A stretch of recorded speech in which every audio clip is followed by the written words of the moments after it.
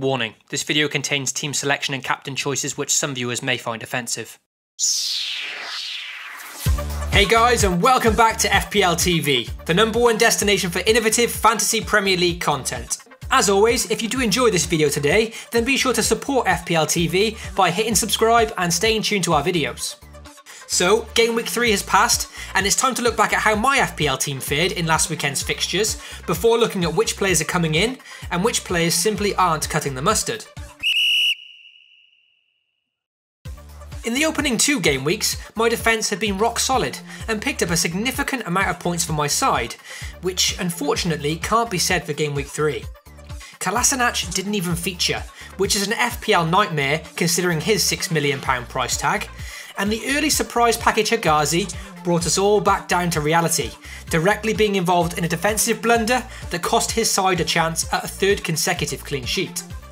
Marcus Alonso again proved value for money though, adding to his 16 points from last week, and picked up a nice clean sheet at home to Everton in Game Week 3. As mentioned in my last video, it was very much last chance saloon for a few players in my side, so I demanded a performance this week.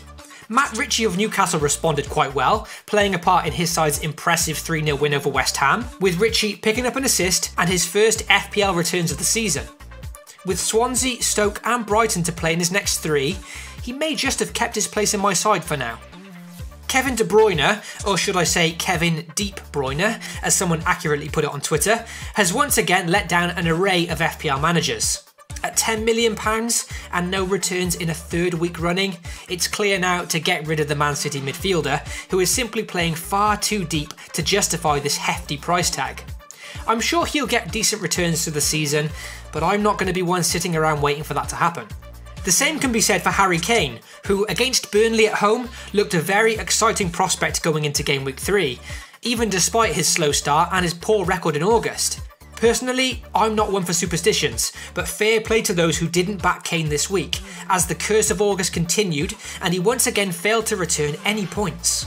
His stats still remain promising, but I've grown tired of waiting for things to happen when the likes of Firmino and Morata are racking up the points elsewhere.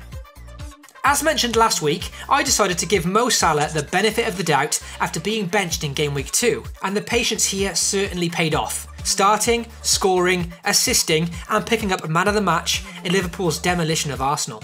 After so many had already ditched him, this game week proved that he's a very viable FPL option, and does provide a slightly cheaper alternative to his teammate Sadio Mane.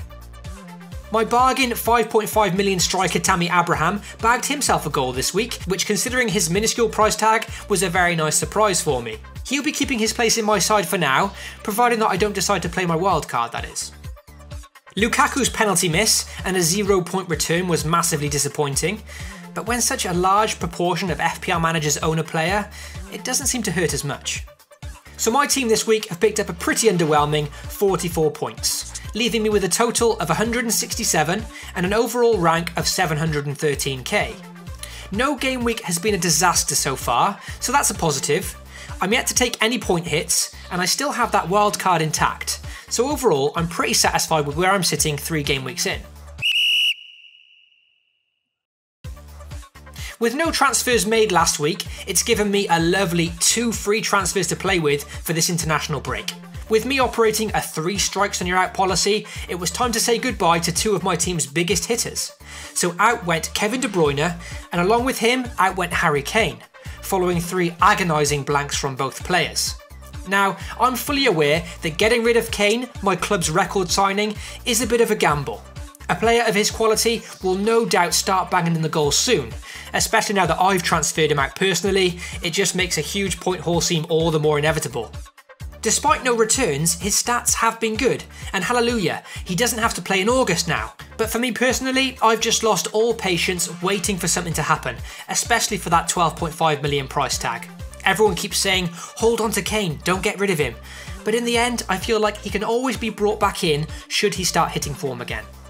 So with these 2 gone, it's time to welcome 2 brand new signings to the club, with my replacements being the in-form Roberto Firmino and Henrik Mkhitaryan.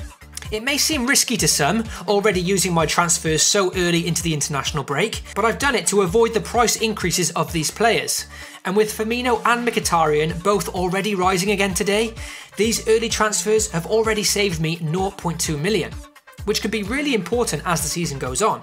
Of course, it can always come back to bite me, making these transfers early, as players may get injured over the international break, but I've still got the wild card intact should anything disastrous happen. So this is how my team is currently looking when the FPL returns for Game Week 4, but until the international games are finished, it's difficult to know exactly how my team's going to look come the deadline. My captain's armband sits with Lukaku for now, but again, that's subject to change, especially following his penalty miss and a 0-point return in the previous game week. Be sure to come and say hi and follow FPL TV on Twitter, where any further changes I decide to make will be posted on there. Unfortunately, no players to watch section of my video today. Until the international games are finished, I feel it's a little too early to be looking at recommendations for Game Week 4, so I'll be back soon with another video a little closer to the deadline to look at some recommendations then. My other series, the FPL Point Predictor, will also be returning this game week, so be sure to get subscribed and stay tuned for that. Thanks for watching, take care, and remember, FPL responsibly.